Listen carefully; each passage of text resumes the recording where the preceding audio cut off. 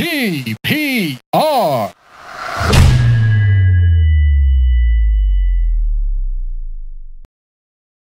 everyone, welcome to another episode of the TPR Pod. This is our first episode of the new year, episode number 135. Today's guest is someone by the name of Syed Hassan Ali. Hassan works with TCF, the Citizens Foundation, which, as you may or may not know, is a very large, very well established not for profit charity organization working in the education space in Pakistan. I wanted to do an episode on TCF for a while because I felt that they were an important organization doing important work. The way I approach these things, these topics, is, as you might know if you're a regular listener, I need to form an understanding. I'm a process guy, so I need to understand how, if I'm going to do an episode about TCF, the work they do, I need to first do an episode or a discussion around how TCF works. For that, I needed to find somebody who was well versed in TCF and their work, and Hassan is head of global partnerships. We got him through another friend of ours who's also been on the podcast, Shakib Zaman Khan. He's been on a previous episode. He was associated with TCF. He knew Hassan. He linked us up. Hassan checked with TCF. This is sort of like an official episode. TCF doesn't endorse this, but they know this is happening. So yeah, this episode we talk about TCF in great detail, how it came about, how they function, what their primary model is, their experience over the years, how they set up schools, how they find teachers, how they rate and ensure quality, what changes they have in the future, some really cutting edge research that they're undertaking, and pushing the horizons in the work that they do. Great episode, lots of information, lots of detail, and if you're interested, you will learn a lot from this episode. A few changes. This is a long episode. If you're watching on the main YouTube channel, the video is going to be not the full interview because it's nearly an hour 45 in length. So this is going to be a shorter version where I take some of the more important stuff. People don't watch this videos this long, at least in our experience. So, my idea is that if I'm going to give you information, I should make it as acceptable, as approachable as possible. The full interview is available on audio, which if you're listening on Spotify, SoundCloud, Apple Podcasts, wherever, you're getting the full story, Hassan's background, everything. But yeah, on YouTube, the main channel is going to be a condensed version, and then we're going to have clips on TPR Clips, IGTV as usual. Two very important shout outs. One is to Qazi Akbar from the Kya Kahega Qazi podcast, who was kind and generous enough to support us in the Karachi portion of my recent Pakistan trip. This was recorded at his place. There are going to be future episodes also recorded at his place in his studio. So thank you very much, Qazi, for letting this happen. And also, this sweatshirt is by Womanistan Ki Dukaan in collaboration with an artist by the name of Haya Zaidi. This is called Maghazmari. They were kind enough. I saw it on their Instagram page. Go check them out. I fell in love with this, and I was on their ass like, I need to have this before they release it because I wanted to wear it on this episode. Due to some camera glitches and stuff, you might not see it as clearly, but you can see it here. They were kind enough to let me buy it before the release, send it over, and I got it in time. So those are the thank yous. Yeah. Meanwhile, let's get back to the episode now. Episode number 135 with Hassan Zaidi, all about TCF.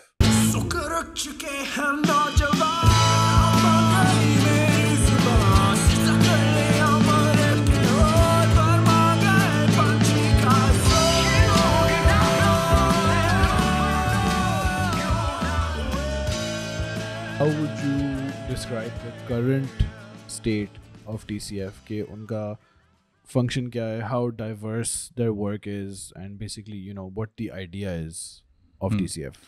So TCF जो है The Citizens Foundation, अगर किसी को नहीं पता, so ये एक non for profit organisation है जो कि तालीम के शोबे में पिछले 25 साल से काम कर रही है. एंड मेनली जो इसका जो काम रहा है पिछले 25 सालों में वो स्कूल्स बना के उनको चलाना है. सो ये अभी तक I didn't know that. I thought I knew कि education funding वाली सीन है, but I didn't know कि स्कूल बना के चलाते हैं. स्कूल बना के चलाते हैं. सो उसमें आई थिंक अगर मैं थोड़ा सा if I can start from the beginning कि TCF कैसे start हुआ एंड फिर तो आई थिंक ये जब 1995-96 की बात है. उस ज़माने में कराची के हालात भी बड़े, लॉ एंड ऑर्डर की सिचुएशन बड़ी ऑफ सीन था. तो उस वक्त ये जो आइडिया था ना जो कंसीव हुआ, it was like 5 friends sitting in a drawing room and they were like के अच्छा वो यूजुअली जो जब 5 दोस्त ड्राइंग रूम में बैठे होते हैं या तो वो कोई और अपने शौक के हवाले से बात कर रहे होंगे या तो कोई क्रिटिसाइज कर रहे होंगे यार इसने ये नहीं किया, इसने वो नहीं किया. तो आई थिंक उस वक्त कॉन्वर्सेशन थोड़ी सी डिफरेंट हुई और उस वक्त ये कहा गया कि अच्छा क्रिटिसाइज जो भी जैसा भी कर रहा है वो है अपनी जगह, लेकिन हम इस पूरे सिनेरियो में क्या कर सकते हैं. ज़रूरी नहीं है कि उसका इम्पैक्ट ऐसा हो कि चीज़ें सही हो जाएं, लेकिन हम अपनी तरफ से क्या कंट्रीब्यूट कर सकते हैं. आई थिंक उस वक्त 5 लोग थे, उन्होंने प्लेज किया कि हम 5 स्कूल बनाते हैं. So it started from that idea कि हम 5 स्कूल बनाते हैं कराची के. अभी भी आज भी वो 5 स्कूल्स हैं जो इनिशियली बने थे. तो वो 5 स्कूल बनाए गए एंड दे वर बिजनेसमैन, तो उनके अपने फ्रेंड्स भी थे. तो वो 5 से फिर आहिस्ता आहिस्ता स्कूल 15, 20, 25, 50 इस तरह पहुँचे. तो initially people were they, would you से कि ये वेल ऑफ रिच टाइप लोग थे? हाँ, अच्छा, they weren't like casual people. They were industrialists and they were company owners and they were, तो उन्होंने अपना जैसे कि फॉर एग्जांपल, लेकिन इतने अल्ट्रा रिच नहीं कि मैं पूरा एम्पायर खड़ी कर दूं. इट वाज लाइक यार मैं एक स्कूल बना सकता हूं, मैं स्कूल बना लेता हूं. Could you just see कि the cameras are still recording? हाँ, अच्छा. So basically ये वहाँ से 5 स्कूल जो बने, उसके बाद जो है वो फिर उनके वो जब उन्होंने उनके दोस्तों ने देखा, उनके नेटवर्क में लोगों ने देखा, उन्होंने कहा हमें भी बनाना है स्कूल. तो उन्होंने कहा चले हम भी बना देते. तो उसके बाद एक नाम भी उसका जो रखा गया ना वो द सिटीजन्स फाउंडेशन रखा गया. तो बेसिकली वो टू रिफ्लेक्ट द आइडिया कि हम ये सिटीजन्स की मूवमेंट है, आम इंसानों की है. तो और एक अच्छी बात ये हुई कि किसी पर्सनालिटी के साथ उसको एसोसिएट नहीं किया गया, जिस तरह से बाकी पाकिस्तान में ऑर्गेनाइजेशंस हैं जो कि पर्सनालिटी के ऊपर वन गाय उसकी तस्वीर भी लगी होती है, सब कुछ होता है. आई थिंक बहुत अच्छी चीज़ ये हुई कि वो उसको उससे अलग रखा गया कि किसी पर्सनालिटी की उस पर नहीं है ये. और दूसरी एक अच्छी बात ये हुई कि उसको किसी ग्रोह से, किसी मजहबी एंगल से या किसी लिसानी एंगल से उसको लिंक नहीं किया गया.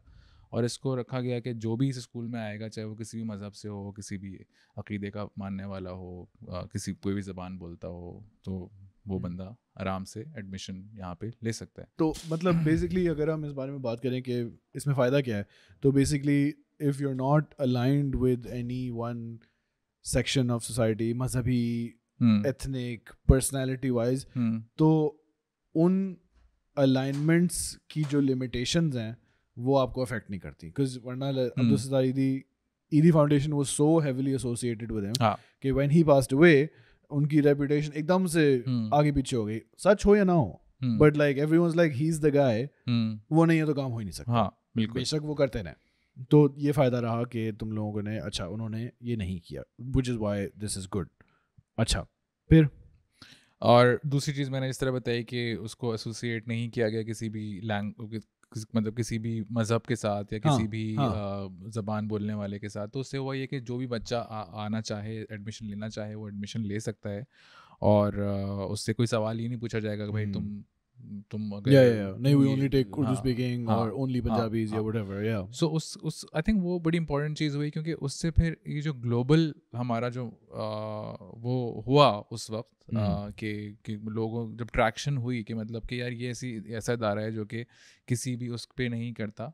तो आई थिंक वहाँ से ट्रैक्शन हुई एंड फिर लोग जो हैं फिर दूसरे मुल्कों में जो पाकिस्तानी हैं, पहले मुझे याद है कि यूएई में सबसे पहला जो है वो एक चैप्टर इस्टेब्लिश हुआ. वहाँ पे लोगों ने, इज दिस स्टिल 90s? ये लेट 90s में सबसे पहला जो हमारा ग्लोबली चैप्टर इस्टेब्लिश हुआ वो यूएई में हुआ. फिर उसके बाद जो है फिर आहिस्ता आहिस्ता जो है यूके, यूएसए, कनाडा और अब जो है आई थिंक 9 ममालिक के अंदर प्रॉपर अगर ऑर्गेनाइजेशन नहीं तो कम से कम सपोर्ट ग्रुप्स तो मौजूद हैं जो कि इस कॉज को सपोर्ट कर रहे हैं. आई थिंक जब ये कंसीव हुआ था आइडिया, तो उस वक्त उनके वहमो गुमान में भी नहीं होगा कि ये आज जो है TCF 25 साल बाद वो ऐसा होगा. तो उस वक्त तो बस वो था कि एक गुड इंटेंशन के साथ एक चीज़ें चीज़ की गई थी, और कभी कभी मतलब एक छोटी सी डिस्कशन ही हुई और उससे एक छोटा सा एक्शन हुआ और उसका कुछ कर लिया, इम्पैक्ट इतना हो गया कि और वो मल्टीप्लाई हो गया. तो इनके जो स्कूल्स हैं, so basically this is the only model that TCS runs it. They make and run a full school. ये नहीं है कि आप किसी भी स्कूल में चले जाएं, हम आपकी फीस दे देंगे. नहीं. सो बेसिकली इसमें थोड़ा सा मैं एक्सप्लेन करना चाहूँगा कि TCF ये जो स्कूल, जो ये वाला मॉडल था ना, हाँ. कि स्कूल हम बनाएंगे और फिर हम चलाएंगे, हाँ, डोनर मनी से ऑब्वियसली. या ये मॉडल हमारा आई थिंक 2016-17 तक ये model, that was the only model that TCF was doing that. So this is what we call flagship model. Okay. तो इस मॉडल में हमारे को 1300 से ऊपर स्कूल्स यूनिट्स हैं, school all over Pakistan, in 64 districts. Do you know अंदाजन कितने स्टूडेंट्स? 1,75,000 स्टूडेंट्स आज इनरोल्ड हैं हमारे नेटवर्क में. ओके. सो ये तो बेसिकली ये हम इसको फ्लैगशिप यूनिट कहते हैं, वो फ्लैगशिप मॉडल कहते हैं. हाँ. तो मैं इसमें आऊँगा कि फ्लैगशिप से फिर क्यों हमने डाइवर्सिफाई किया और आप क्या क्या कर रहे हैं. लेकिन पहले फ्लैगशिप का मॉडल समझना ज़रूरी है कि फ्लैगशिप में हमने किया क्या. हमने गुड 20-22 ईयर्स हमने फ्लैगशिप पे काम किया, तो हमने क्या किया, और उसी की लर्निंग से फिर हम उसको वो करना चाहते हैं. आई थिंक इससे पहले before we go towards TCF थोड़ा सा आई थिंक हमने मिस कर दी वो चीज़ कि हम जो प्रॉब्लम है वो क्या है. राइट. इसकी ज़रूरत क्यों है, क्यों TCF जो है वो कर रहा है. TCF के करने से फ़ायदा होगा भी कि नहीं होगा, लेकिन प्रॉब्लम क्या है. तो आज 2.5 से 3 करोड़ बच्चे जो हैं वो आज के दिन जो है वो अगर एक अंदाजे के मुताबिक जो है वो स्कूल नहीं जाते, स्कूल से बाहर हैं. तो अगर हम बच्चे कहें तो बच्चे की डेफिनेशन जो है वो 18 साल से कम की होती है, और अगर स्कूल गोइंग कहें तो वो 4 साल की उम्र में बच्चा जाता है. तो हर साल एक नई खेप उसमें ऐड हो जाती है, और एक खेप जो है वो बच्चे से बड़ी हो जाती है. हाँ, अडल्ट्स में जाते हैं, अडल्ट्स में जाती हैं. तो वो स्कूल नहीं गए थे और अडल्ट बन गए हैं वो. एंड और उस 2.5-3 करोड़ में से बहुत से ऐसे बच्चे हैं जो कि उस उम्र को क्रॉस कर चुके हैं कि वो फॉर्मल एजुकेशन में जा सकें. अगर आपका बच्चा 9 साल का हो गया, कभी स्कूल नहीं गया, तो कोई स्कूल उसको एडमिशन देगा भी नहीं, क्योंकि वो नर्सरी में नहीं बिठा सकता, KG में नहीं बिठा सकता. बच्चे छोटे होते हैं. स्कूल्स तो इतने पर्टिकुलर होते हैं कि अगर आपके 6 महीने एज डिफरेंस ऊपर नीचे हो तो आपकी क्लास बदल देते हैं. हाँ, छोटी like higher grade, lower grade. हाँ. सो जो बच्चे 8 साल से 16 साल की उम्र के बच्चे हैं, 17 साल की उम्र के बच्चे हैं, वो तो स्कूल जा भी नहीं सकते, even if they had the means or opportunity. वो उन्होंने मिस कर दिया चांस वो. और यहाँ पे आई थिंक तो फॉर्मल एजुकेशन उसको सॉल्व नहीं कर सकता. और फिर आते हैं कि जो बच्चे स्कूल जा रहे हैं उनका क्या सीन है.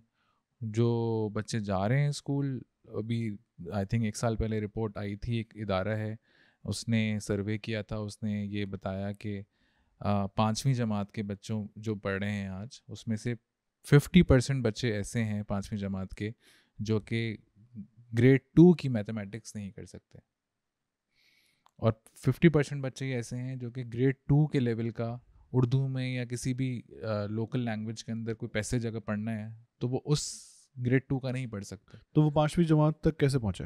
अब ये भी सवाल है, वो कैसे पहुँचे.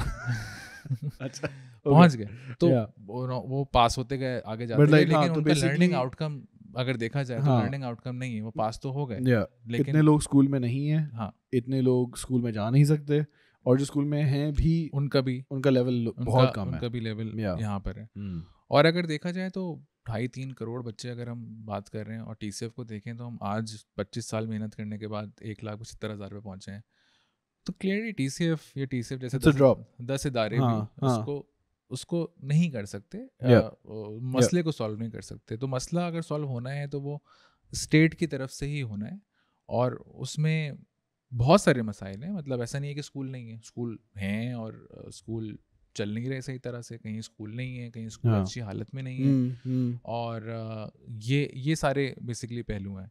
तो TCF इज़ जस्ट लाइक मतलब तो TCF का फ्लैगशिप मॉडल अगर हम कहें तो उसमें आप अगर रेप्लिकेट करना भी शुरू करें तो 10,000 स्कूल भी बना लें तो हम नहीं हो सकता. तो नहीं, वही वाली बात है ना जो कि charity is not the ideal answer. Charity is like अ मसला है, हल नहीं हो रहा, थोड़ी सी ये this might help but it's not gonna fix it.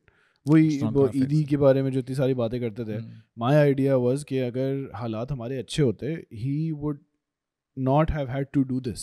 उन्होंने अपनी पूरी ज़िंदगी लगा दी एम्बुलेंसेस के चक्कर में, बिकॉज इतना बड़ा मसला था।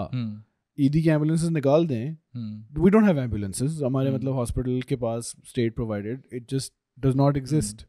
तो this the same thing with TCF कि हाँ वो बहुत अच्छा काम कर रहे हैं, बट वो पूरे पाकिस्तान को तो नहीं पढ़ा सकते जितना भी लाइक कंसीवेबली ग्रोथ हो जाए। तो या बिल्कुल बिल्कुल। फिर हम TCF के अगर हम आते हैं उसके ऊपर कि फिर हम अगर आई थिंक कि गवर्नमेंट के साथ अगर हमने कोई चीज़ करनी है, अनलेस के गवर्नमेंट के साथ हम इन्फ्लुएंस कर सकें गवर्नमेंट को किसी भी चीज़ पे और गवर्नमेंट उस पर एक्ट करे, क्योंकि गवर्नमेंट के पास पैसा भी है, गवर्नमेंट के पास लोग भी हैं, गवर्नमेंट के पास सिर्फ वो है कि हमने उनको अगर if you are able to convince तो फिर वहाँ पे लॉबिंग एंड वो सब कुछ आता है। So coming back to the TCF model, flagship का मॉडल, आई थिंक TCF क्या करता है, कैसे करता है, जिस तरह आपने कहा कि जानना ज़रूरी है। तो TCF में आई थिंक सबसे इम्पॉर्टेंट जो चीज़ होती है वो एक्सेस की बात है, जिसको कहते हैं हम कि एजुकेशन की रसाई जो है वो आप पहुंचा सकें उस जगह पे जहाँ पे ज़रूरत है। तो और तो उसमें सबसे पहले तो TCF में जो है वो फ़ीस चार्ज की जाती है, लेकिन फ़ीस होती है 20 रुपये महीना से लेके 500 रुपये महीना तक। अब वो डिपेंडिंग अपॉन कि वो उस बच्चे की फैमिली कितना कंट्रीब्यूट कर सकती है, कितने पैसे दे सकती है, तो उस बेसिस पे उसकी फ़ीस डिटरमिन की जाती है। राइट। और एक्चुअल में कॉस्ट हमें 1800 रुपये 1900 रुपये आती है पर महीना पर बच्चा, लेकिन हमारी मैक्सिमम फ़ीस भी जो है वो 500 ही होती है, और 500 देने वाले बहुत कम बच्चे होते हैं। आई थिंक वो जो ऑन एवरेज हमारी कलेक्शन होती है 150-200 रुपये की ऑन एवरेज कलेक्शन होती है, which is like not even 10% of what this is monthly monthly 150-200 रुपये पर बच्चा मंथली। हाँ, so Okay. which includes the क्योंकि कुछ पैसे यूनिफॉर्म के भी साल में एक दफ़ा लेते हैं 100 रुपये, तो वो सब कुछ कलेक्शन अगर हम ओवरऑल एक्यूमुलेट करें तो वो 150-200 रुपये मंथली की बनती है। ओके। लेकिन उसमें जो है वो क्या नाम है, उसमें स्कॉलरशिप का पूरा प्रोसेस होता है। जैसे process to it, it's not like यार मुझे कलेक्शन चाहिए, इट्स लाइक ए प्रोसेस के अगर आप नहीं अफोर्ड कर सकते स्कॉलरशिप फॉर्म, आप स्कॉलरशिप फॉर्म भरते हो और आप उसमें जो है अपनी इनकम और आपकी इनकम कितनी है, आपके घर में एक्सपेंसेस कितने हैं, वो सब एवेलुएट करके उसके बाद डिटर्मिन किया जाता है इस बच्चे की फ़ीस इतनी होनी चाहिए। और अगर एक फैमिली में ज़्यादा बच्चे हैं तो ऑब्वियसली उसकी फ़ीस उस हिसाब से ही एडजस्ट की जाती है। तो ये बेसिकली एक तो ये चीज़ है कि इसमें कि सबसे जो पोरेस्ट जो है बच्चा वो भी स्कूल आ सके, और उसको भी जो है वो, और दूसरे की फ़ीस लेना ज़रूरी इस वजह से भी है कि सेंस ऑफ ओनरशिप। 20 रुपये क्या अहमियत रखते हैं एक महीने के अंदर, लेकिन वो 20 रुपये अगर दे रहा होगा तो एक सेंस ऑफ ओनरशिप आएगी कि मैंने कुछ अपने जेब से पल्ले से दिया है। तो उससे हमारा भला हो ना हो, लेकिन उसके लिए ज़रूरी है वो ओनरशिप क्रिएट करना, डोनर के लिए, बच्चे के लिए कि उसकी फैमिली ने अगर उसको, उसका बाप अगर वो स्कूल नहीं जा रहा होगा तो उसका बाप बोलेगा पैसे दिए जाओ स्कूल। अगर फ्री की चीज़ होती है तो फ्री की वो कंसर्न नहीं रहता। हाँ या यू राइट। तो एक तो ये हो गया। उसके बाद जो है हम जो स्कूल्स बनाते हैं, क्योंकि ये वाले मॉडल में हम स्कूल्स बनाते हैं, तो उसमें तरीका ये होता है कि हमारे पास जो है हम लैंड ख़रीदते नहीं हैं। सो होता ये कि अब जैसे जिन इलाकों में हम ऑपरेट कर रहे होते हैं, अब तो खैर कराची में प्राइसेस तो बहुत ही ऊपर चले गए, तो कराची में तो हमें कोई ऐसा चलता हुआ नहीं आता देने के लिए कोई। कराची में हमारे पास ज़्यादातर हाउसिंग सोसाइटी वाले आ रहे होते हैं कि हमसे आप वहाँ पे स्कूल बनेगा तो ज़ाहिर सी बात है उसकी वैल्यू तो। लेकिन रूरल एरियाज़ में आई थिंक ये बड़ा वो है कि ट्रेंड है, क्योंकि रूरल जो लैंड होती है वो इतनी वैल्यूएबल नहीं होती तो उसमें से वो ज़मीन का टुकड़ा आपको देते हैं। उनके लिए वो होता है कि किसी बंदे के पास ज़्यादा ज़मीन है तो वो स्कूल बन जाएगा, एक तो उस कम्युनिटी के बच्चे पढ़ लेंगे, उनको स्कूल मिल जाएगा। दूसरा है कि उस इलाके में उस बंदे की अपनी एक कि मैंने स्कूल बनवाया, हाँ ये मेरी लैंड पे स्कूल बना है, तो वो अपना भी एक उसका माइलेज होगा, पॉलिटिकल माइलेज। तो वो इस वजह से बहुत लोग इंटरेस्टेड होते हैं लैंड देने में। लेकिन और मैं आपको बताता हूँ कि हमारे पास हर हफ्ते कोई बंदा आ रहा होता है कि लैंड ले लें हमसे, मतलब अच्छा इतना ज़्यादा एक इन्फ्लक्स होता है। और मोस्टली एग्रीकल्चरल टाइप, नॉट शहरों में। हाँ शहरों में नहीं, शहरों में बहुत कम होता है, लेकिन जो रूरल एरियाज़ में उसमें। लेकिन हम सब लैंड्स नहीं लेते, हम बेसिकली जो है उसमें हमारा एक क्राइटेरिया होता है, there is a survey that we do कि हाँ ज़रूरत है भी कि नहीं है, हमारे नेटवर्क से वो जगह कितनी दूर है, हमारे लिए वायबल है भी नहीं बनाना स्कूल वहाँ पे कि नहीं है, कि वहाँ पे हमें बच्चे मिलेंगे नहीं मिलेंगे। और क्योंकि हम जब प्लान कर रहे होते हैं, हम ये एक प्राइमरी बना के नहीं छोड़ना होता हमें, हमें तो पूरा एक प्राइमरी हो, इनफ प्राइमरी हो और सेकेंडरी भी बनाना है हमें, तो उतना लैंड हो। और कंस्ट्रक्शन करने जाएंगे तो कोई ऐसा ना हो कि कंस्ट्रक्शन में हमारे बहुत पैसे लग जाएं, क्योंकि ज़मीन की क्वालिटी, सॉइल क्वालिटी अगर ख़राब होगी तो वो नहीं होगा। तो खैर वो पूरा सर्वे करने के बाद देन मतलब वी डिसाइड कि अच्छा यहाँ पे स्कूल बनाना है। तो उसमें होता है कि भाई हमारी कोशिश होती है कि हम कम्युनिटी के बीचों बीच स्कूल बनाएं ताकि बच्चे को वॉक करके आ सके बच्चे, हाँ। क्योंकि हम ट्रांसपोर्टेशन नहीं देते सही बच्चों को, सही तो सही। बच्चा वॉक और करके ये आ इतने सारे सके। छोटे से फैक्टर्स होते हैं जिससे ना स्कूल जाना इन डेंजर हो जाता है। आप पहुंच नहीं सकते, आपके पास यूनिफॉर्म नहीं है, किताबें नहीं है, like all these things add up to potentially अच्छा नहीं जा रहे स्कूल, तो you have to consider all of हाँ। These factors. हाँ सो मुझे याद नहीं आ रहा वो नंबर, लेकिन ये था कि हर 500 मीटर स्कूल दूर होने से एक सर्टेन परसेंटेज जो है Yeah. वो ड्रॉप आउट हो जाता एग्जैक्टली। है हाँ हाँ लड़कियों की इनरोलमेंट के अंदर। हाँ हाँ तो ये एक, वो मुझे नंबर याद नहीं आ रहा, लेकिन ये एक इम्पॉर्टेंट चीज़ है जो हम उस पर फोकस करते हैं। फिर हम आते हैं एक्सेस वाली चीज़ हो गई, देन उसके बाद हम जेंडर की बात अगर करें तो जेंडर में हमारी जो KPI है हमारा ऑपरेशन टीम का, वो ये है कि 50% लड़कियां होंगी स्कूल में, 50% लड़के होंगे। तो वो एक KPI जो है बड़ा स्ट्रिक्टली फॉलो होता है और हर जगह उसको वो करते हैं। कहीं पे अब ज़रूरी नहीं है कि वो हर जगह आप उसको वो कर सकें, कहीं पे 40-60 भी चल रहा होता सही है, सही लेकिन सही। एक KPI है जिसके अगेंस्ट किसी ना हाँ किसी की वो की जा रही है, अप्रेजल हो रहा है किसी का, तो वो होता है। और दूसरा हमारी तमाम टीचर्स जो हैं वो ख़वातीन होती हैं, तो अच्छा उससे बेसिकली होता ये है कि जो एक होता है ना कि हम बच्चियों को ख़ास करके सेकेंडरी में हम लड़कियों को नहीं भेजेंगे क्योंकि वहाँ मेल टीचर्स होंगे और फिर पेरेंट्स आर नॉट सही कंफर्टेबल। सही सही। तो तो वो मसला ही ख़त्म कर वो दिया। मसला नहीं है कि प्रिंसिपल भी फीमेल है, उस टीचर्स भी फीमेल हैं, मेल होते हैं, admin assistant is a male person, but जो उसकी वहाँ के जो चौधरी होता है ना स्कूल का, वो प्रिंसिपल है। So principal is the leader of the school, right वो सबकी बॉस वही है। राइट। सो वो एक कंफर्ट क्रिएट होता है जिसकी वजह से हमें लगता है कि गर्ल्स इनरोलमेंट में एक फ़ायदा होता है। और स्कूल्स का वो क्या होता है, लाइक कहाँ से कहाँ तक ग्रेड्स वाइज कहाँ तक जाते हैं? सो जो प्राइमरी स्कूल है वो KG से स्टार्ट होता है और ग्रेड 5 तक होता है, सही। और सेकेंडरी यूनिट जो होता है वो हमारा 6 से स्टार्ट होता है और ग्रेड 10 तक होता ग्रेड 10 तक यानी कि, और वो मैट्रिक। है, मैट्रिक। ओके। और इसका प्राइमरी और सेकेंडरी मतलब ये अलग अलग स्कूल्स होते हैं, तो ऐसी भी कंसिडरेशन होती होंगी कि इस एरिया में सिर्फ प्राइमरी स्कूल बन रहा है, इस एरिया में सिर्फ सेकेंडरी, एक में दोनों, ऐसा होता है या डज हमारी दैट? प्लानिंग में ऐसा होता है कि हम अगर फॉर एग्जांपल आपने मुझे 1 एकड़ लैंड दी, तो मैं पहले वहाँ पे प्राइमरी बनाऊँगा।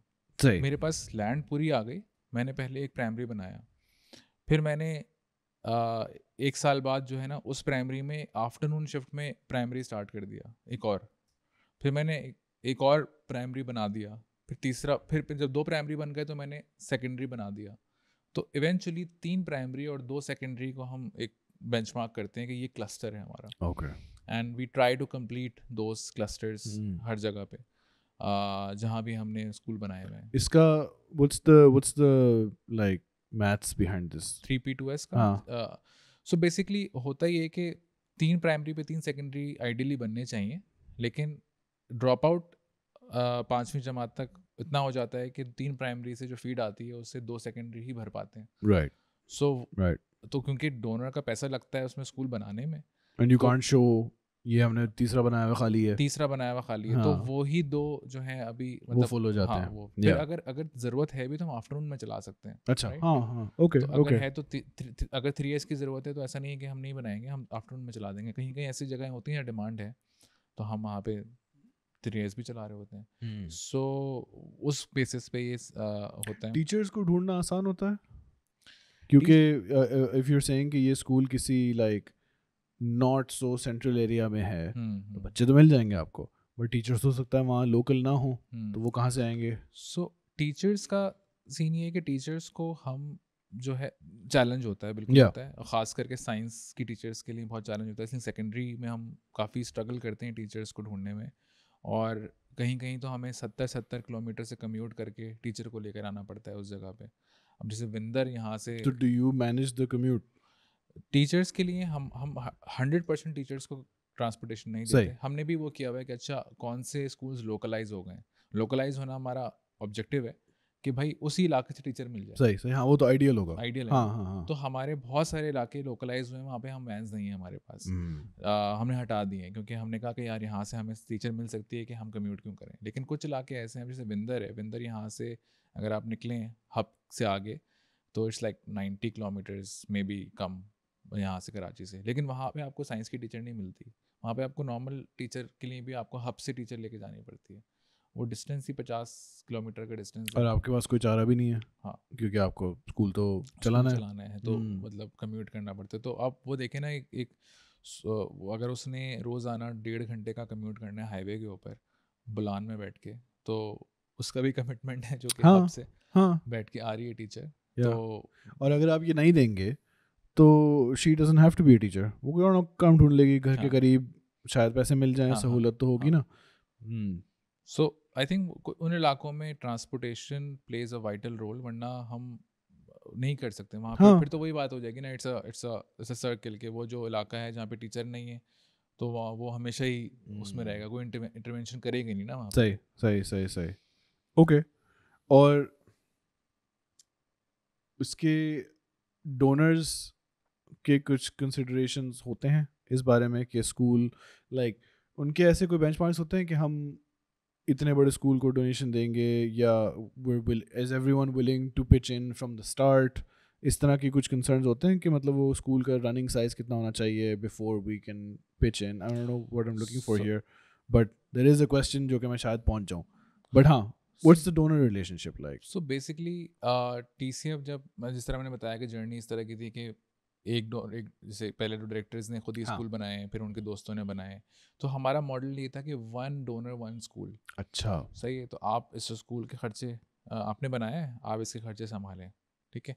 फिर वो नेटवर्क इतना बढ़ता गया, अब इतने तो दोस्त किसी के भी नहीं होते ना हाँ कि सब उतने अमीर दोस्त हों। हाँ। तो फिर क्योंकि जब हमें इसको मार्केट में लेके जाना था, ग्लोबली लेके जाना था, तो हमें एक प्रोडक्ट बनाना था इसके लिए कि राइट क्या प्रोडक्ट होगा। तो build a school is a product, जिसमें हम कहते हैं कि आप स्कूल बना रहे हैं, ओके, ये स्कूल में ऑप्शंस हैं आपके पास, आप स्कूल बनाएं और इस स्कूल को 5 साल तक के लिए सपोर्ट करें कम अज़ कम। वरना ज़िंदगी भर करना चाहें हम कर लें, लेकिन हाँ कम अज़ कम ऑब्वियसली, बट 5 साल के लिए आप हमारे साथ कमिटमेंट करेंगे, आप या इसको सपोर्ट करेंगे। या सो ये हमारा जो है स्कूल को बनाने का और सपोर्ट करने का मॉडल है। और लेकिन सारे स्कूल इस तरह से सपोर्ट नहीं हो पाते क्योंकि इतने डोनर्स हमें नहीं मिल पाते जो कि पूरे स्कूल की जिम्मेदारी ले सकें। तो फिर हमारे पास प्रोडक्ट्स होते हैं, सपोर्ट अ क्लासरूम का प्रोडक्ट हो गया। अब अगर किसी का पॉकेट साइज, टिकट साइज कम है लेकिन वो कमिटेड है, तो हम उसको सपोर्ट अ क्लासरूम का वो करते हैं। उसके अलावा सपोर्ट अ चाइल्ड का भी हमारा प्रोडक्ट होता है। इसके अलावा अनरिस्ट्रिक्टेड डोनेशन हमारे पास जो आते हैं, कौन सी डोनेशन? अनरिस्ट्रिक्टेड जो किसी पर्पस के लिए नहीं राइट होते, सर राइट, आपने बस चेक आपने लिख पैसे के दे मुझे दिए। दे दिया, हाँ, एंड तो वो use however। अनरिस्ट्रिक्टेड डोनेशंस जो हैं फिर हम उसको उन स्कूल्स के खर्चों के लिए एलोकेट करते हैं। ओके। या और ये जिन डोनेशन की हमने अभी बात की है, ये इंस्टीट्यूशंस हैं, इंडिविजुअल्स हैं, कंपनीज हैं, या मिक्स? सो ये मिक्स है, लेकिन हाँ। ज़्यादातर हमारे पास जो है वो इंडिविजुअल्स हैं। कॉर्पोरेट कंपनीज भी हैं काफ़ी सारी, मतलब पाकिस्तान में जितनी भी हैं वो कुछ ना किसी हद तक हमें डोनेट करती हैं। लेकिन ज़्यादा जो चंक है वो इंडिविजुअल डोनर्स का है। हाँ। और हमारा और जो इंस्टीट्यूशनल ग्रांटर्स है जो पोर्टफोलियो मैं मैनेज करता हूँ, उसमें हमारा कोई तकरीबन 15 से 20% जो पैसा आता है वो इंस्टीट्यूशनल ग्रांटर्स से आता है। उसकी दो वजूहत हैं। हम डिलिबरेटली इसको अपनी जो होती है ना, अपनी रिलायंस ऑन इंस्टीट्यूशनल ग्रांटर्स वो कम रखना चाहते हैं। ओके। उसकी वजह ये होती है कि इंस्टीट्यूशनल, जैसे फॉर एग्जांपल यूके एड है, यूएस एड है, उनके अपने प्रोग्राम्स बनते हैं और उनकी अपनी स्ट्रैटेजी बनती है। कल यूके एड ने कहा कि हमारी स्ट्रैटेजी बदल गई, कल से जो है वो पाकिस्तान जो है वो हमारी प्रायोरिटी एरिया में नहीं आता, नहीं है, हम फंडिंग पूरी हाँ पुल सही आउट बात कर रहे है, हैं। सही बात है। राइट। इंडिविजुअल्स तो फिर भी आप आगे पीछे कर सकते हैं, नए आ हाँ। सकते हैं, रिप्लेस हो सकते हैं। सो वो और उनका साइज भी बड़ा होता है। अब अगर फंडिंग आपको यूके एड कर रहा है और साइजेबल अमाउंट की फंडिंग कर रहा है, हाँ। मिलियंस ऑफ पाउंड्स में अगर फंडिंग कर रहा है और वो पुल कर लेता है, या तो अगर हमने अपनी प्लानिंग उनकी फंडिंग पे डिपेंड की हुई है तो That's a हम risk. तो हाँ मसले में आ जाएंगे। हाँ. और दूसरा फिर वही है कि हम, क्योंकि हमारी कोशिश ये होती है कि हम किसी भी ऑर्गेनाइजेशन को डिज़ाइन, प्रोग्राम डिज़ाइन के अंदर ना शामिल करें। सो वो डेलिब्रेट एक चॉइस है, और I think that it's working very well for TCF। Yeah. और आई थिंक सस्टेनेबिलिटी का इशू होता है, हम्म। लेकिन हमारे ख्याल में individual donors is a more sort of sustainable bet for us. हाँ business like this is not a business but business wise also it would make sense कि आप एक customer अगर आपके if you treat it like a customer you don't want to depend too much on a customer because वो चला गया तो आपकी कंपनी बंद हो गई। हाँ ठीक है। तो the next thing that I was wondering was कि हमने शुरू में बात की थी, अच्छा there's also the thing where you said कि 16-17 में you guys diversified your products. सो अच्छा, मैं इस थॉट को कंप्लीट कर लेता हूँ। हमने एक्सेस की बात की, और फिर हमने जेंडर की बात की, फिर हम क्वालिटी की अगर बात करते हैं कि क्वालिटी में TCF को जो फ्लैगशिप स्कूल जो मॉडल है उसमें हम क्वालिटी के क्या क्या हम किस तरह से उसको मेजर करते हैं और किस तरह से मॉनिटर करते हैं। आई थिंक सबसे इम्पॉर्टेंट चीज़ जो है वो है, हम समझते हैं कि एक प्रिंसिपल जो होती है स्कूल की वो सबसे अहम पर्सन होती है उस पूरे उसको वो करने के लिए। तो हमने प्रिंसिपल की असेसमेंट में, प्रिंसिपल की हायरिंग में और प्रिंसिपल की मैनेजमेंट में हम काफ़ी मतलब और ऑर्गेनाइजेशन से ज़्यादा अपना हमारा फोकस होता है उसके ऊपर। Okay. क्योंकि जब प्रिंसिपल को हम हायर करते हैं तो उसका पूरा एक असेसमेंट सेंटर होता है, उसमें हेड ऑफिस से बंदा कोई ना कोई होता है जो कि उसका इंटरव्यू करता है। एंड और उसके बाद अगर उसका हर साल अप्रेजल होता है जिसको हम कहते हैं प्रिंसिपल्स क्वालिटी इंडेक्स, उसका उस पर उसका एक उसको स्कोर मिलता है उसको, जो उसका अप्रेजल का स्कोर होता है। And that's also very rigorous and robust process, जिसके अंदर उसकी लीडरशिप स्किल्स को, उसकी नॉलेज को और उसके मैनेजमेंट के सॉर्ट ऑफ तरीक़ों को उसमें असेस किया जाता है और उसके ऊपर उसकी रेटिंग की जाती है।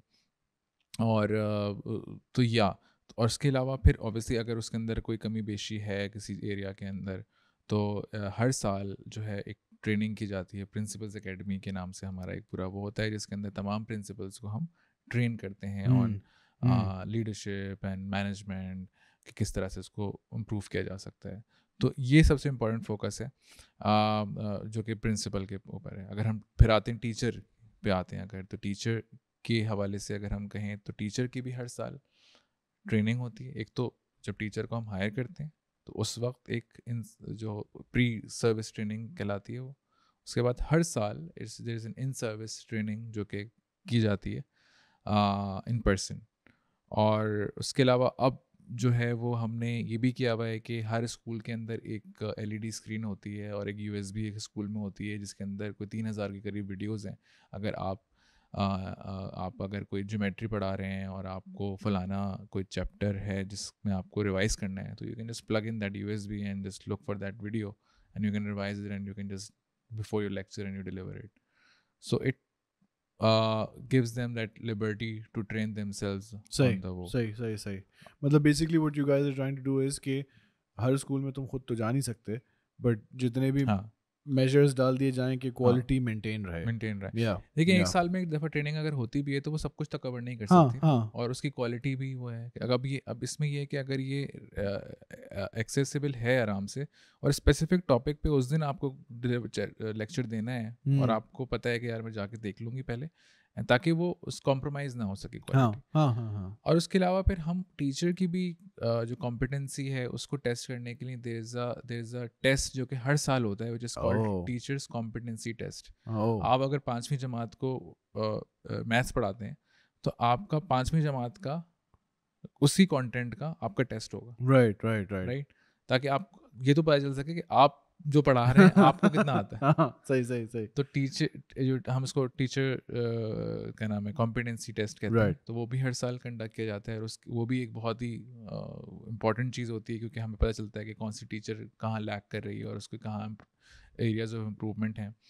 तो ये टीचर के हवाले से कहा जाए। फिर हमारा असेसमेंट का एक डिपार्टमेंट है जो कि बेसिकली जो है वो एग्जामिनेशंस जो बच्चों की जो बेसिकली एग्जामिनेशन सेंट्रली कंडक्ट होते हैं जिसमें उसके मिड टर्म एग्जामिनेशंस होते हैं और एनुअल एग्जामिनेशंस होते हैं देखिए 8वीं जमात के बाद तो बोर्ड एग्ज़ाम होता है, लेकिन 8वीं से पहले तो स्कूल खुद लेता है ना एग्ज़ाम, तो स्कूल वो सेंट्रली एक प्रिपेयर करता है टेस्ट, और उसमें भी वही हम वो करते हैं कि इस स्कूल के जो हैं वो चेक दूसरे स्कूल वाले करेंगे, क्योंकि होता है उनके KPI है ना कि अच्छी Yeah, स्कूल रिजल्ट उनका KPI है, अगर वो खुद ही चेक करेंगे तो it's a conflict of Yeah. Interest, तो उसको भी वो करने के लिए देयर इज़ अ अच्छा। उसके अलावा ये जो मैंने सब बात बताई कि प्रिंसिपल्स क्वालिटी इंडेक्स है, टीचर्स कॉम्पिटेंसी टेस्ट है, इसके बेसिस पे ना एक मैट्रिक्स बना हुआ है जिसको हम कहते हैं होल स्कूल इंडेक्स, Okay. जिसमें हम एक तो हमारा ये कंपोनेंट हो गया प्रिंसिपल की क्वालिटी का, टीचर की क्वालिटी का, फिर हमारा कंपोनेंट हो गया हम एक एक्सटर्नल एवेल्युएशन कराते हैं बच्चों की एकेडमिक्स लर्निंग आउटकम्स पे, वो हो गया, और उस स्कूल की एक्चुअल में स्ट्रेंथ कितनी है। तो वो उन 4 चीज़ों का एक सॉर्ट ऑफ एक क्यूमुलेटिव एक इंडेक्स एक रिजल्ट आता है, उसके बेसिस पे हम देख सकते हैं कौन सा स्कूल कहाँ पे खड़ा हुआ है। हमारे पास अगर 1300 फ्लैगशिप स्कूल्स हैं तो हम बता सकते हैं कि कौन सा स्कूल कहाँ स्ट्रगल कर रहा है और कहाँ है, तो it's an index, it's a good way to see कि कौन सी चीज़ कहाँ पर लैक कर रही है और कहाँ इम्प्रूवमेंट की ज़रूरत है। And this is done once a year. This is done once a year, तो सारे वेरिएबल्स हमारे पास साल में एक दफ़ा आते हैं। तो ये तो क्या नाम है, इस पे क्वालिटी के ऊपर ये चीज़ हो गई। अच्छा, ये are these variables or quality analyses made available to donors? Donors के साथ डिपेंड करता है, हम डोनर्स के साथ डिपेंड करता है अगर डोनर्स इंटरेस्टेड होते हैं इस चीज़ के अंदर, बिकॉज दिस इज समथिंग जो कि हमारी इंटरनल कंजम्पशन के लिए, अगर फॉर एग्जांपल मैं आपको बोलता हूँ कि आपके स्कूल की जो प्रिंसिपल है ना उसका PQI 50 है, तो पूछेगा 50 का मतलब क्या है। हाँ. ठीक है, आप पूरी साइंस समझाएंगे उसको, हमें काफ़ी टाइम लगा इस बात को, हाँ, हो सकता है हाँ. आपको भी सही से समझ में ना Yeah. आया हो। वो डोनर को हम एक रिपोर्ट दे रहे हैं, उस रिपोर्ट के अंदर हम क्या क्या बताएंगे, हम समझते हैं कि हमारी इंटरनल बेंचमार्किंग है ये, और हम किसी स्कूल का किसी और स्कूल से मुकाबला नहीं है, अच्छा. स्कूल का अच्छा. आपस में मुकाबला है, मतलब स्कूल का अपने अपने आप आप से से. मुकाबला है, Right, क्योंकि right. स्कूल के डायनामिक्स फ़र्क हैं, सर्कमस्टांसेस फ़र्क हैं। एक स्कूल विंदर में ऑपरेट कर रहा है, कोरंगी में ऑपरेट कर रहा है, कोरंगी में अच्छी टीचर्स मिली हुई हैं, और विंदर में तो उसको टीचर भी 70 किलोमीटर से आती है, और उसकी वो भी किस तरह की हमें हब से मिली है, कहाँ से मिली है। हाँ. सो आपस में कंपैरिजन नहीं है किसी का, एंड ये बात हम एक्नॉलेज करते हैं, और हम ये कहते हैं कि अच्छा लास्ट ईयर आपका जो था वो PQI 50 था, अगले साल का टारगेट 52 का है, आपका अपने आप से ही कंपटीशन है, लेकिन आपका 80 था तो आपका 82 का है। सही. सो हाँ. कोई अगर डोनर को मैं अगर दूंगा PQI स्कोर, उसके 5 स्कूल सपोर्ट करता है, एक का 82 होगा, एक का 52 होगा, बोलेगा 52 का कम क्यों है। Yeah. उसको आप क्या बताएंगे। हाँ, मैं इसीलिए सोच रहा था कुछ लाइक हो सकता है ना किसी की रिक्वायरमेंट हो कि भाई वो क्या है, like this is something they are measuring कि अच्छा हमने पैसे दिए, But बताओ. some donors understand that, especially institutional donors, they understand the concept. अगर कोई इंडिविजुअल डोनर होगा वो ये कह सकता है कि इस प्रिंसिपल को आप फारिग करें, अच्छा. कह सकते हैं ना। Yeah. मतलब उसको अगर नहीं समझ में आएगा, बोलेगा यार यहाँ मेरे 4 स्कूल तो सही जा रहे हैं, 5वें स्कूल की प्रिंसिपल सही नहीं है, उसको आप निकाल दो। हम क्या निकालेंगे, हम नहीं निकालेंगे। हमारा एक, हम डोनर के कहने पे तो नहीं करेंगे ना, हमारा अपना एक अप्रेजल प्रोसेस है, हमारा सारा कुछ है, और हमारे हिसाब से उसने अच्छा किया है, प्रूव किया है। हाँ. सो इसलिए हम डोनर के साथ जो है, हम जो डोनर के साथ जो शेयर करते हैं इन्फॉर्मेशन, जो कि सब डोनर के साथ करते हैं, वो करते हैं हम उस स्कूल की स्ट्रेंथ, उसमें जेंडर रेशियो क्या है, और उसमें कितने मॉनिटरिंग विजिट्स हुए, और इस तरह की चीज़ें जो हैं हम डोनर्स के साथ, सब डोनर्स के साथ शेयर करते हैं। तो ये बेसिकली इस तरह से हम इंश्योर करते हैं कि हम क्वालिटी स्कूल के अंदर डिलीवर हो रही है। अच्छा, तो फिर 2016-17 में समथिंग न्यू केम अलोंग, वो क्या था? सो बेसिकली हुआ ये कि अच्छा वो बड़ा, जब स्कूल बनना शुरू हुए ना काफ़ी सारे, तो जब एक बड़ा क्रेजी आइडिया था कि हम 1000 स्कूल बनाएंगे, और कुछ लोगों ने उसको हंस के भी डाला कि 1000 स्कूल कैसे बनाएंगे। लेकिन 2014 में हमने अपना 1000वां स्कूल शुरू कर दिया, राइट। तो अब तो हो गया, 1000 का ख्वाब देखा था, बंद कर दो। 1000 तो हो गए, अब क्या करना है। सो 1000 तो बन गए, अब क्या करें। सो उस वक्त फिर बोर्ड ऑफ डायरेक्टर्स बैठे और मैनेजमेंट टीम बैठी इस बात को सोचने के लिए TCF ने अब क्या करना है, क्या हम स्कूल बनाते रहेंगे जिस तरह बनाते हुए आ रहे हैं, 1000, 2000, 5000, या कुछ और करें, किस तरह से अपने इम्पैक्ट को हम एम्पलीफाई कर सकते हैं, क्या चीज़ हम कर सकते हैं। तो उसके बाद हमने एक स्ट्रैटेजी यूनिट बनाया विद इन TCF, जिसका काम ये था कि वो डिफरेंट चीज़ों को रिसर्च करे, उस पर एक्सप्लोर करे, पायलट करके देखे, क्या हम गवर्नमेंट के साथ पार्टनरशिप करेंगे चीज़ों पे, क्या हम लो कॉस्ट जो प्राइवेट स्कूल्स होते हैं उनके साथ कुछ करेंगे, या हम डिस्टेंस लर्निंग के अंदर कहीं जाएंगे। तो डिफरेंट चीज़ों पे काम हुआ 2-3 साल 4 साल। उसके बाद हमने कहा कि अच्छा हम स्ट्रैटेजी 2030 फिर हमने बनाई, जिसमें हमने कहा कि 2030 तक हमने ये चीज़ करनी है, लेकिन उसके ये मीन्स होंगे। एक तो हमने कहा कि हमारा जो फ्लैगशिप प्रोग्राम चल रहा है वो हम चलाते रहेंगे जिस तरह से चल रहा है। उसके बाद उसका कोई नया टारगेट नहीं आया कि 2000-5000 school something like that? Schools का है टारगेट था, हमने उसको थोड़ा सा स्लो डाउन ही किया था। जिस पेस पे हम जा रहे थे उसको स्लो डाउन ही किया था, कि हम उसमें मतलब हमने कहा था कि 2 million agents of positive change हमने 2030 तक अचीव करने हैं थ्रू वेरियस इंटरवेंशंस, जिसमें फ्लैगशिप स्कूल का जो मॉडल है वो वाज वन ऑफ देम। दूसरा हमारा था कि हमारा गवर्नमेंट के साथ, क्योंकि 2016 में ही हमें पंजाब एजुकेशन फाउंडेशन, जो कि हुकूमत पंजाब का जो है वो बेसिकली के मातहत है, एंड वो बेसिकली उन्होंने कहा कि पंजाब गवर्नमेंट ने शहबाज शरीफ का आई थिंक वो दौर था, उसमें उन्होंने कहा कि लीस्ट परफॉर्मिंग जो 5000 स्कूल थे पंजाब के, उन्होंने कहा कि हम इनको प्राइवेट इदारों को देंगे और इंडिविजुअल्स को देंगे कि आप चलाएं इसको, उसके बदले में हम 915 रुपये फ़ी बच्चा फ़ी महीना आपको देंगे। हमारी कॉस्ट तो ज़्यादा ही आपको मैंने बताई, लेकिन वो उतने ही देंगे और आज तक वही उतने ही दे रहे हूँ। 715, 915 नहीं 715।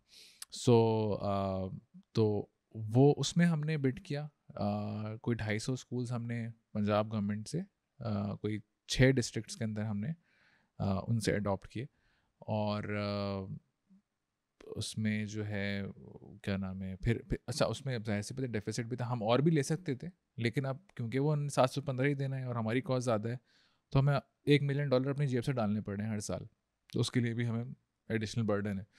अगर हम वो पूरे पैसे देते शायद हम उस वक्त 1000 ले लेते स्कूल, क्योंकि हमारी बैंडविड्थ मैनेजमेंट बैंडविड्थ तो इतनी थी, लेकिन हमने 250 स्कूल्स ही लिए पंजाब गवर्नमेंट के साथ, और हम आज भी उनको मैनेज कर रहे हैं। जब लिए थे तो वो कोई 2 कमरों का स्कूल था, कोई 4 कमरों का था, कोई 3 कमरों का था, कहीं टॉयलेट नहीं था कहीं, तो हमारे पास इतने पैसे तो नहीं थे कि हम उन स्कूल्स के अंदर जो है वो कमरे बना दें, लेकिन हमने उनको फंक्शनल कर दिया कि जहाँ टॉयलेट नहीं है तो टॉयलेट सही कर दिया, जहाँ दीवार गिर रही है उसको सही कर दिया, बच्चे अगर बाहर पढ़ रहे थे तो बाहर ही पढ़ते रहे, लेकिन टीचर की अवेलेबिलिटी को हमने इंश्योर कर दिया। और वहाँ पे डील ये थी कि टीचर हमारे होंगे, हम जिस तरह अपना मॉडल चलाते हैं हम अपने टीचर लेकर आएंगे, फीस नहीं लेंगे, किताबें गवर्नमेंट की पढ़ाएंगे, लेकिन टीचर हमारे अपने होंगे क्योंकि हमारा मैनेजमेंट कंट्रोल रहेगा।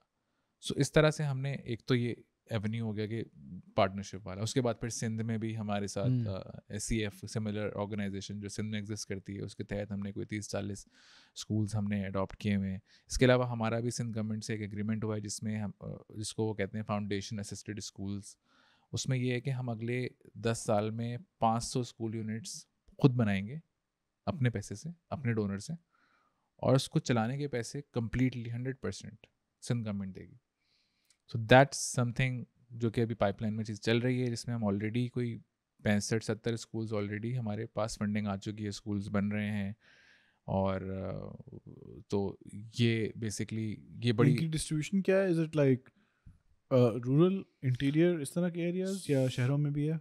शहरों में नहीं है, बेसिकली इन्होंने डिस्ट्रिक्ट्स आइडेंटिफाई किए हुए जहाँ पे हमें ये काम करना है, और उसमें अच्छा। उनकी शराइत हैं कि भाई ये हमारे गवर्नमेंट स्कूल से इतना दूर होना चाहिए, और जो भी है फीस उसमें भी नहीं ले सकते हम। तो उसमें लिखा होगा कि भाई ये जो है गवर्नमेंट ऑफ सिंध जो है इसकी इसको सपोर्ट करती है, जो भी करती है। सो तो ये एक चीज़ है जो कि हम गवर्नमेंट वाले उसमें कर रहे हैं। एक तो पंजाब के साथ अलग चल रहा है, फिर सिंध के साथ चल रहा है, और अभी तक क्योंकि एजुकेशन जो है ना प्रोविंशियल सब्जेक्ट है, तो फेडरल के साथ हम जितना भी क्लोज हो जाएं, असल में डिसीजन मेकिंग तो प्रोविंस ने करनी है। तो हमें जितनी भी प्रोविंशियल गवर्नमेंट्स हैं उनके साथ अलग अलग कॉन्वर्जेशंस करनी है। राइट।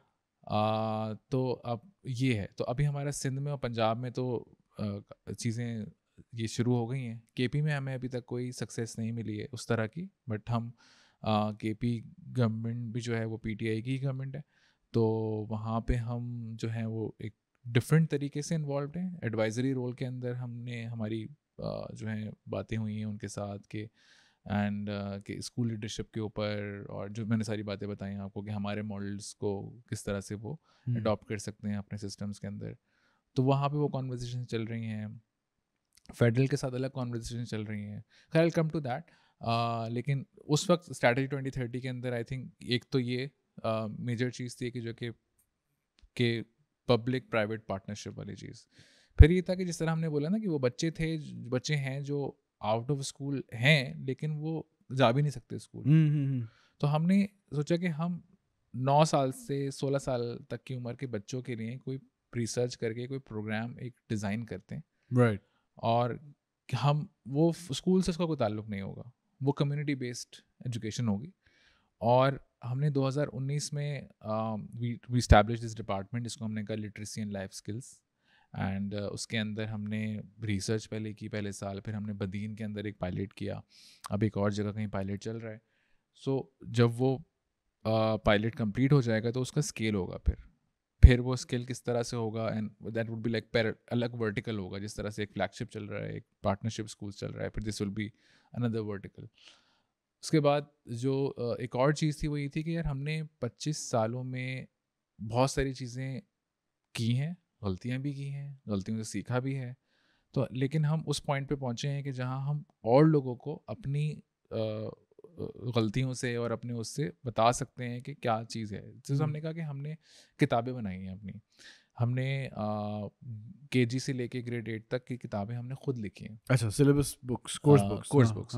तो बेसिकली होता है कि कोई भी एज अ पब्लिशर, राइट, तो मतलब जैसे ऑक्सफोर्ड यूनिवर्सिटी प्रेस है तो उसने अपनी पब्लिश की, उसका अलाइनमेंट उसी SLO के साथ होता है, स्टूडेंट लर्निंग आउटकम के साथ होता है, जो उस ग्रेड की होती है। लेकिन उसने पब्लिशर ने बुक लिखी, वो अप्रूव करता है बोर्ड, ठीक है। सो हमने भी एज अ पब्लिशर हमने अपनी किताबें खुद लिखी 8वीं जमात तक, लेकिन वो हम खुद यूज़ कर रहे थे अभी तक, हमने किसी को नहीं दी थी। फिर हमने सोचा कि क्यों ना हम इन किताबों के ज़रिए, मतलब क्योंकि हमने इतनी मेहनत की है इसके ऊपर, सारा कुछ किया है, हमने अलग अलग तरीक़ों को सोचा है, डिफरेंट रिसर्च उसमें इम्बेड की है, तो हम क्यों ना ये लो कॉस्ट प्राइवेट स्कूल्स को कि स्कूल ओनर से बात करें और उनको कहें कि हमारी किताबें आप इस्तेमाल करें।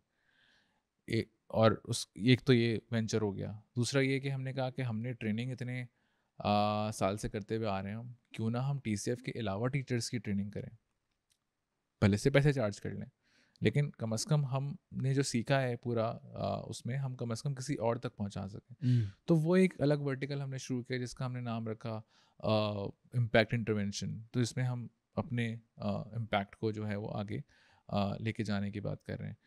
तो उसमें आई थिंक वो सिंगल नेशनल करिकुलम की वजह से वो जो पब्लिशिंग हाउस वाला है वो तो थोड़ा अभी होल्ड पे ही आ गया। क्योंकि आई वाज वंडरिंग, जब वो सिंध पंजाब की बात हो रही थी और ये प्रोविंशियल असेंबलीज के अलग अलग वो होते हैं, प्रोविंशियल गवर्नमेंट्स के प्रायोरिटीज़, तो सिलेबस पे भी इट्स नॉट कि एवरीबडी एग्रीज कि एक सिलेबस है और बस ठीक है। इस पे भी सवाल आ सकते हैं कि नहीं आपने ऐसा ये क्यों चलाया, वो क्यों चलाया, we don't agree with this.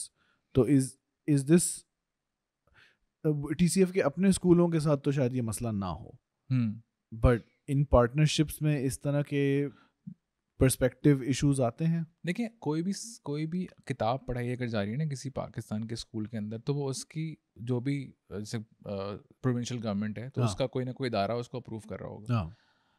तो हमारी अगर अप्रूव है वो, अब सिंगल नेशनल करिकुलम की वजह से चीज़ें बदल गई हैं, अब हमें दोबारा से अप्रूवल्स लेने होंगे। तो शायद एग्जिस्टिंग किताबें सिंध में तो हम कर सकते हैं, क्योंकि सिंध ने तो माने नहीं ना सिंगल नेशनल करिकुलम को, सिंध ने तो उसको रिजेक्ट कर दिया। बट पंजाब में उसको करने के लिए अब हम खुद भी जो है we are sort of working on it कि हम उससे अलाइन कर सकें कि उनके उसके जब वो अप्रूव कर देंगे उसको, तो फिर तो पंजाब गवर्नमेंट ने अप्रूव कर दिया उसको, तो पंजाब में हम ये इस्तेमाल कर सकते हैं फिर, राइट। सो इट्स लाइक कि हम कोई एंटिटी अलग से नहीं है, हम जो भी करेंगे हम एज अ पब्लिशिंग हाउस कर रहे हैं ना। तो अगर आप पब्लिशिंग हाउस हैं तो आपने किताब बनाई है कोई, आपकी किताब को हुकूमत ने अप्रूव करना है। अगर हुकूमत कहती है कि नहीं इसमें ये बात ऐसे आपने की हुई है, ये गलत है, आप तो बदल लेंगे। तो आप चेंज करेंगे फिर उसको, ताकि उसको अप्रूव तो हो सके। क्योंकि you're not going based off अपने कोई पर्सपेक्टिव्स, आप लोकल रेगुलेशंस के हिसाब से बेसिकली बना रहे हैं रिसोर्स। इवेंचुअली उसको अप्रूव तो उन्होंने ही करना।